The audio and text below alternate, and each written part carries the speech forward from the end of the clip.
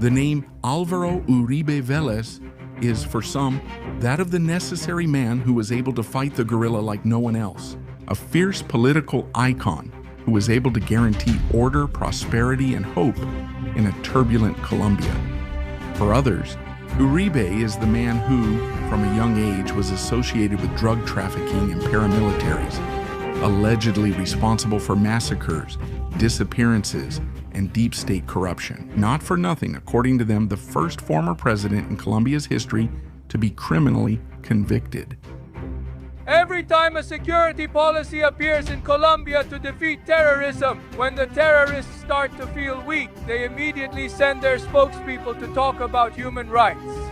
Many of those criticisms have been taken from the Revolutionary Armed Forces of Colombia's website.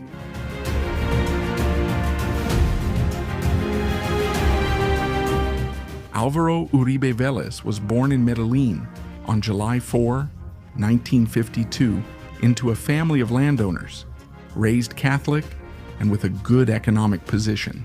All his grandparents were from the department of Antioquia, with his lineage deeply rooted in the Colombian Paisa culture. Álvaro Uribe's father is Alberto Uribe Sierra, also born in the Antioquia region. He was a respected heir of a successful landowner from the region. He would dedicate himself with great skill to prospering on those vast lands that belonged to him as a cattle rancher, horse breeder, and businessman. One of those estates owned by Álvaro Uribe's father was La Huacharaca, which would later become famous for its alleged ties to drug traffickers. And with the birth of the first paramilitary groups in Colombia, as we will see later in the video, the successful Don Alberto Vélez Uribe married Laura Vélez, who, it is worth mentioning, was also the niece of Roberto Vélez, a brother-in-law and close associate of Fabio Ochoa Restrepo, a prominent landowner and patriarch of those many will know as the Ochoa brothers of the Medellin cartel. Fabio Ochoa Restrepo, the patriarch, would also allegedly become a business partner of Álvaro Uribe's father. In that world of cattle and big business, during those years in the 1960s, Roberto Uribe and his wife Laura Vélez had 5 children and decided to move to Medellin. The oldest of the children, but still young, Álvaro Uribe, would grow up in that pleasant and dynamic environment of the Colombian countryside, learning the art of cattle ranching and horseback riding, but at the same time mixing with the city and the highest level of urban education, where it is worth mentioning that Uribe graduated as the top student in his class. His political inclination would come later, not only from his father, who, although he was not a politician, had many friends in that field, but also from his mother, who became a city councilor, even several years earlier, participating as one of the pioneers in the Colombian plebiscite for women's rights in the 1950s. From a very young age, Álvaro started getting involved in this world, and so, at the age of 22, Álvaro joined, no less than the Mujer Party, the one with the longest history in the nation, from which figures like Jorge Eliezer Gaitán emerged in those years. Also, Álvaro would have his first political romance, an emotional relationship with Clara Lopez, who is currently a senator for the left-wing Petrista movement in Colombia. At the same time, besides skillfully making a life in that party, when he was very young, Uribe began to familiarize himself with the roles of public administration and the state, and at the age of 24, he managed to be promoted to head of assets at the public companies of Medellin, a government position he held for a short time, since he was later promoted to Secretary General of the Ministry of Labor of Colombia. He was appointed to this position in the last year of Alfonso López Miquelsen's government, a position he would keep without leaving the university, graduating as a lawyer from the University of Antioquia in 1977. Very intelligent and observant, a good conversationalist, charismatic and good-humored, firm and serious. When appropriate, many saw him and still see him as a role model. Álvaro Uribe, at the age of 27, got married in 1979 to a young philosophy graduate named Lina Moreno. At that time, a new government was coming to Colombia, that of Julio Cesar Turbay.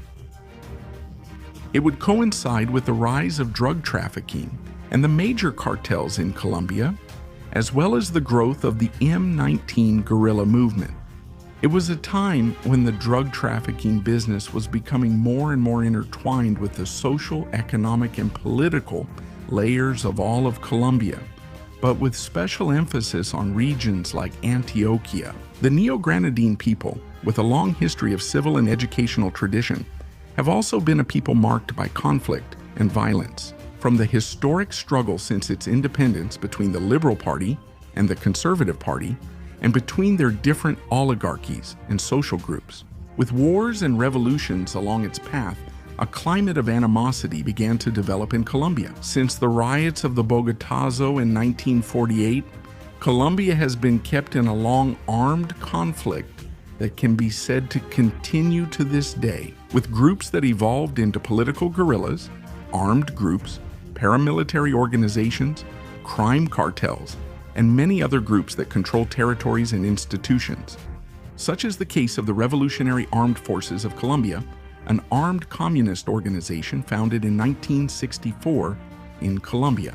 And another example of this is the so-called United Self-Defense Forces of Colombia, a conservative right-wing armed paramilitary group that was formed in 1997 to confront the left-wing guerrillas.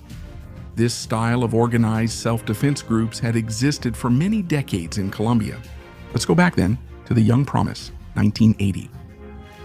For very exceptional reasons, at the age of 28, Álvaro Uribe is appointed as the new director of civil aeronautics of Colombia. The striking fact is that the previous director was Fernando Uribe Sr., who had left the position after being killed by 4 hitmen of Pablo Escobar. Because Fernando Uribe Sr. was denying flight permits to the boss of the Medellin cartel, Álvaro Uribe comes to replace him in this position. And unlike his predecessor, as investigations show, Álvaro Uribe would have allowed Escobar, the Ochoa brothers, and other members of the cartel to receive whatever aviation licenses they needed. During his time in office, this management was questioned by the Minister of Justice, Rodrigo Lara Bonilla, in 1983 for the reasons previously mentioned.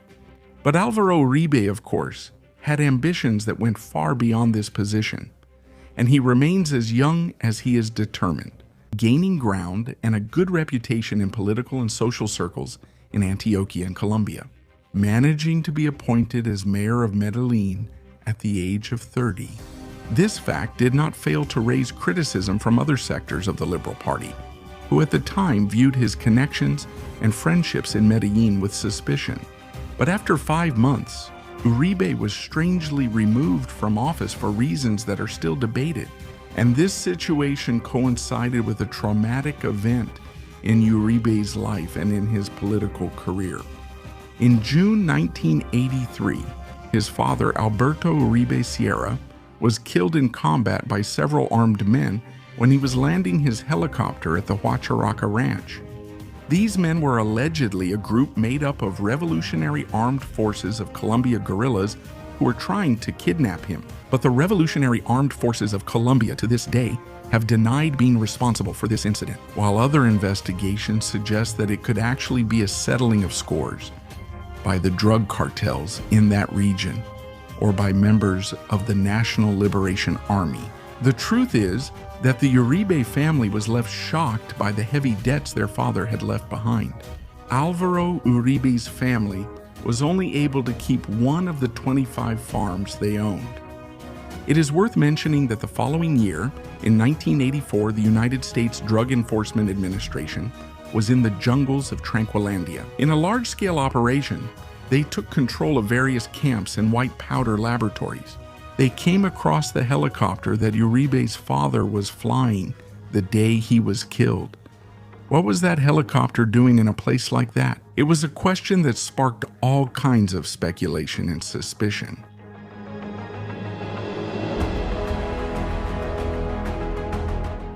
But Álvaro Uribe is a determined man, and in 1984, he manages to get elected as a councilman of Medellin, and he decides, moreover, to take a more important step, which is together with his cousin, Mario Uribe. Escobar founds a movement that will mean a split in the Colombian Liberal Party and that will later end up becoming the Democratic Colombia Party.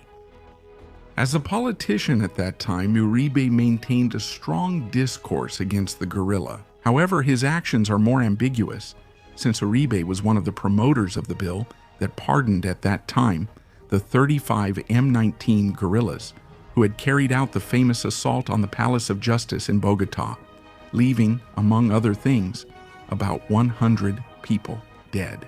Uribe would later say that he regretted this decision.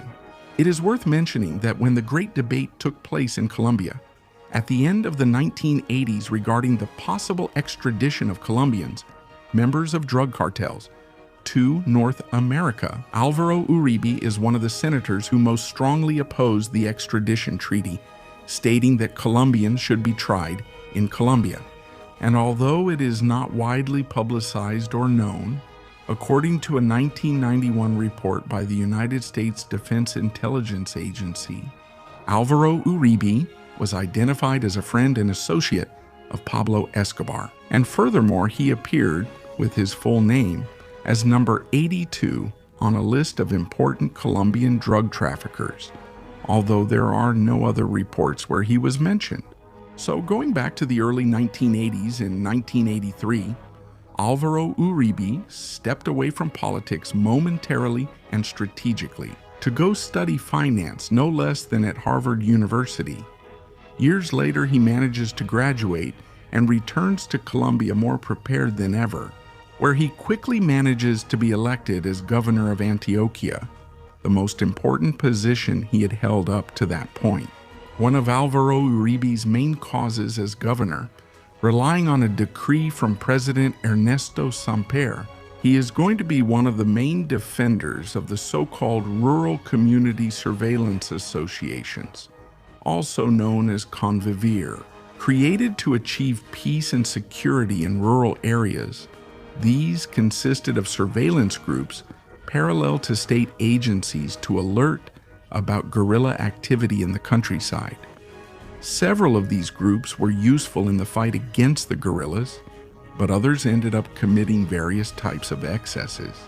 And alongside all this, President Samper and Colombia in general were experiencing a political crisis, with the president formally accused of having received millions of dollars from the Cali cartel for his presidential campaign. Does President Samper manage to survive this crisis?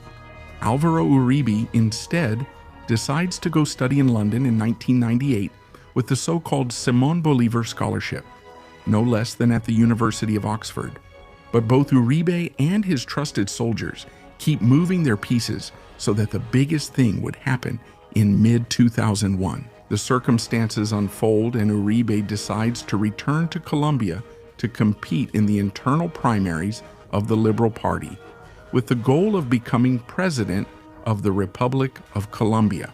But in the midst of these primaries, and a complex situation just months before the presidential elections, Álvaro Uribe publicly declares that the Liberal Party was internally corrupted, and furthermore, the attempts at pacification that the party was carrying out with the Revolutionary Armed Forces of Colombia were, according to him, a betrayal of Colombia.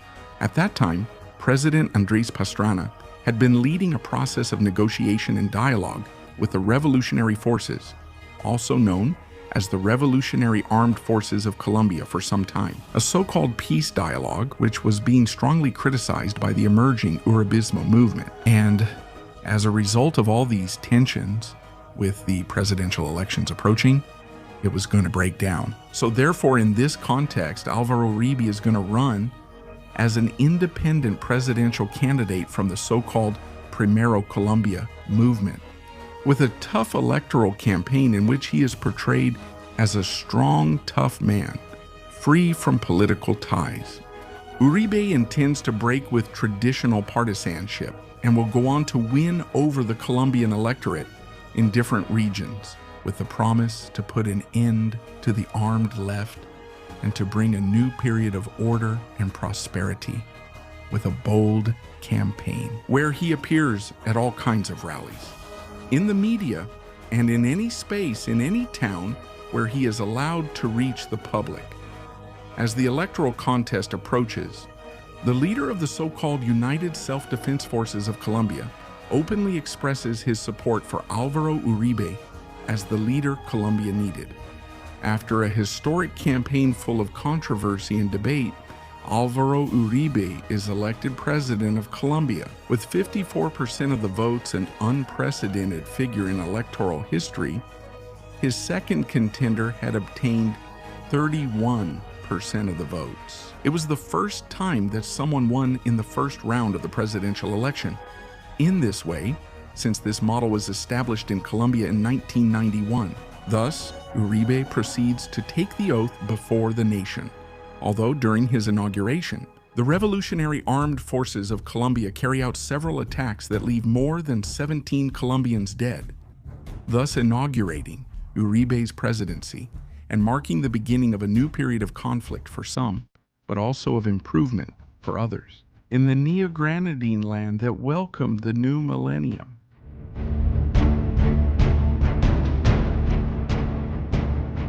Uribe's government was strongly focused on the idea of creating what was called democratic security, with the aim of regaining control of Colombian territory by the state, and with the goal of neutralizing as many guerrilla groups in Colombia as possible. Thus, a policy of combat and dismantling is announced and initiated, not only against the so-called communist guerrillas, but also against the so-called paramilitary groups that operated in Colombia. Álvaro Uribe thus increases the state's military budget as well as the internal security budget. He strengthens the national police at all possible levels while also purchasing helicopters and planes for the Colombian armed forces. He also creates high-level command units, especially for exploration in jungle and mountain areas. And he expands the creation of rural soldier platoons dedicated to supporting the state forces in the fight against the guerrilla. The truth is that by then, and for quite some time, the Colombian state neither had effective control of the territory nor the monopoly on weapons.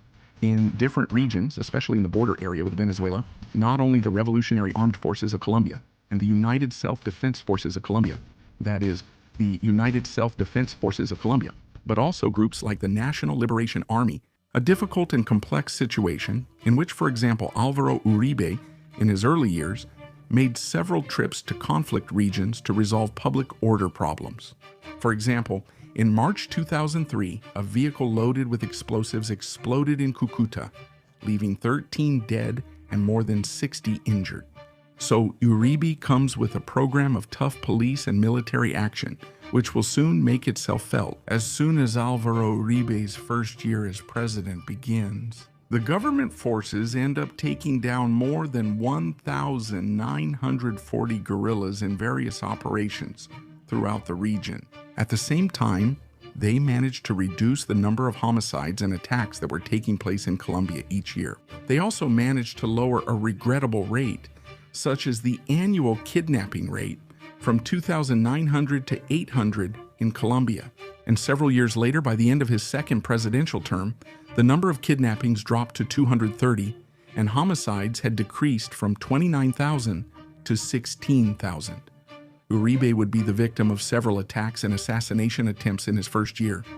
He survived an attack that left dozens dead, although he managed to escape unharmed. This armed conflict in Colombia, as you will see later, will continue for many more years.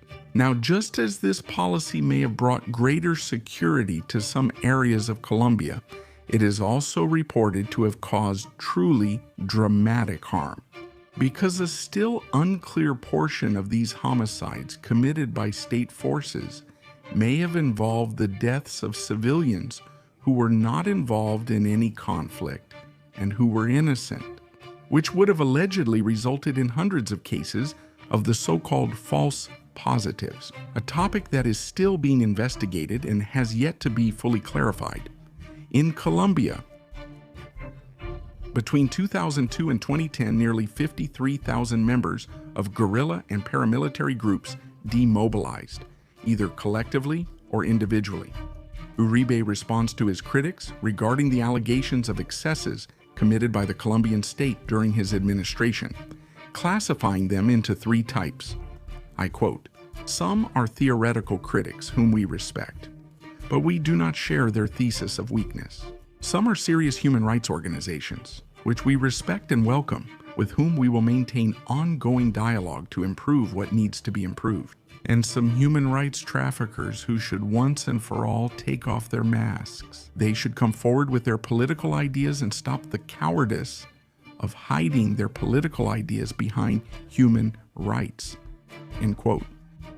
Now, it should also be mentioned that during Uribe's governments, the hardline approach, on one hand, was also accompanied by negotiation and dialogue processes with incentives and guarantees for guerrilla groups. Both the Revolutionary Armed Forces of Colombia and the National Liberation Army, as well as the United Self-Defense Forces of Colombia, were involved in that dialogue process. Uribe managed to achieve many defections from the National Liberation Army, and in the case of the United Self-Defense Forces of Colombia in 2003, he reached an agreement with their leaders in the so-called demobilization process of Colombia's paramilitaries, a negotiation process that we will discuss again shortly.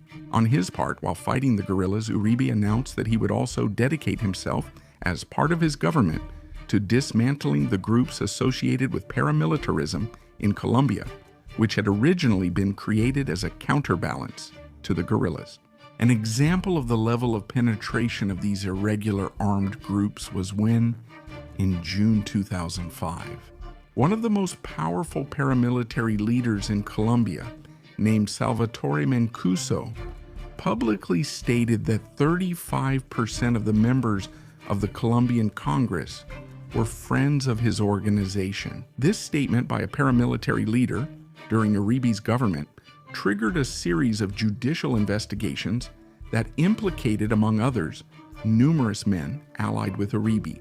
Even so, the process of demobilizing paramilitary groups in Colombia will take concrete steps against them and will lead to the effective imprisonment of the high command of the United Self-Defense Forces of Colombia.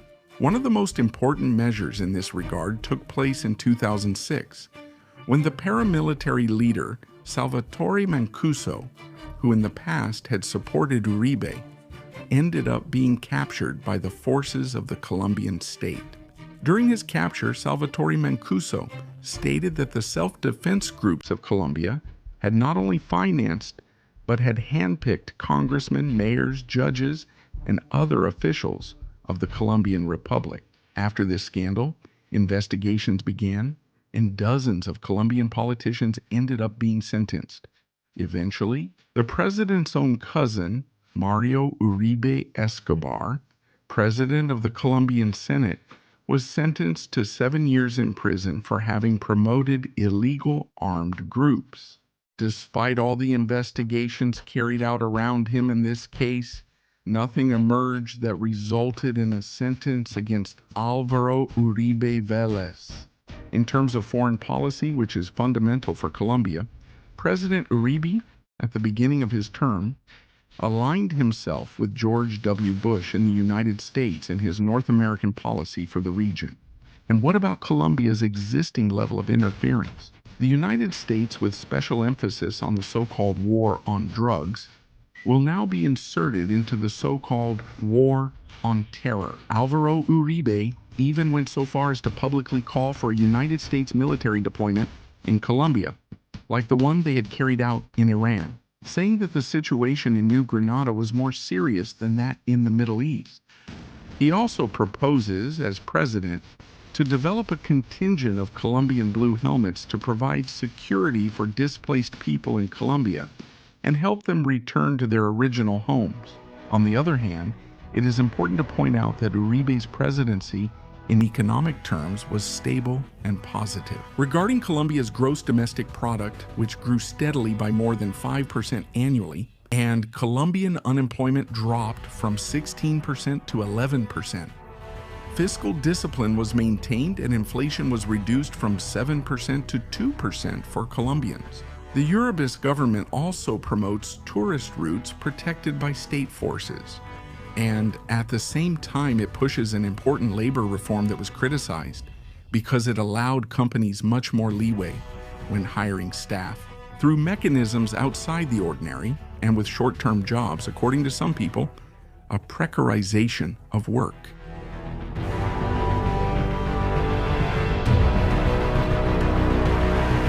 In this first term of Álvaro Uribe, his image as a national icon was fully consolidated. Beyond politics, it had an impact on Colombian psyche and culture. And during those years, Uribe reformed the Colombian constitution to allow immediate re-election. A measure that, of course, generated a lot of controversy and was strongly supported by his followers, who were the majority force in the nation at that time.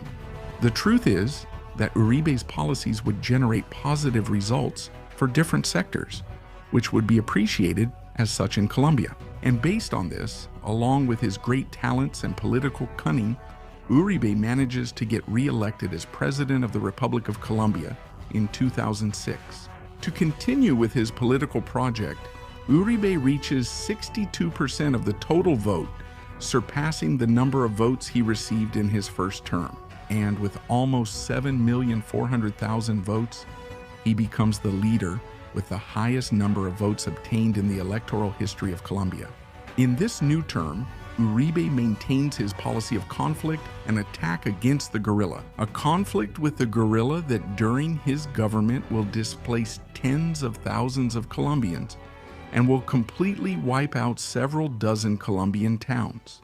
It was highly televised in July 2008 when the Uribe government ordered Operation Jaque, in which the National Army rescued 15 hostages. Among them were former candidate Ingrid Betancourt, 3 American citizens, and 11 Colombian soldiers.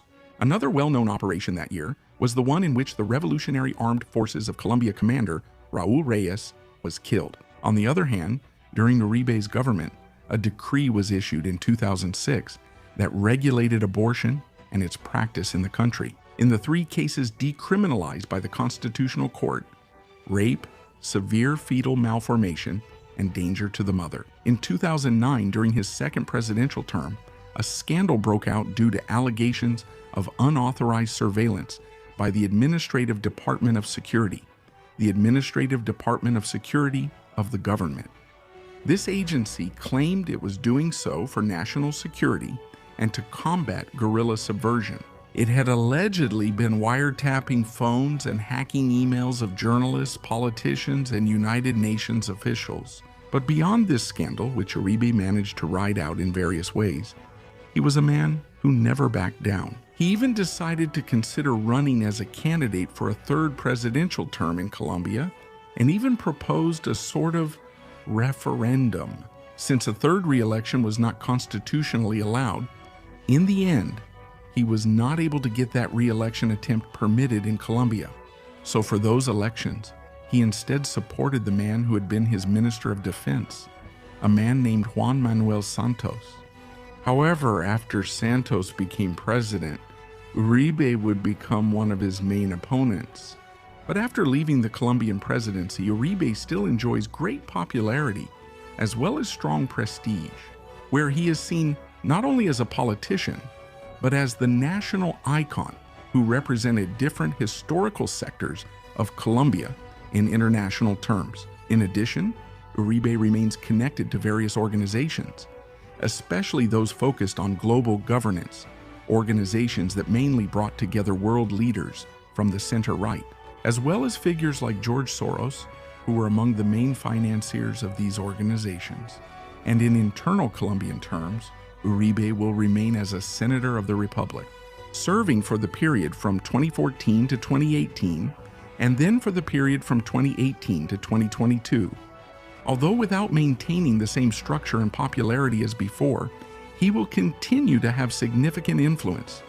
For example, in 2016, Uribe will be the central figure in the famous plebiscite on the peace agreements in Colombia, where the no to the peace agreements wins, championed by Álvaro Uribe, who pointed out that these agreements guaranteed impunity and were contrary to the law and peace in Colombia. In the end, the agreements were only partially implemented, and at that time meant the official end of the Revolutionary Armed Forces of Colombia, as they were known up to that point, incorporating many of their leaders and members into Colombian civil life.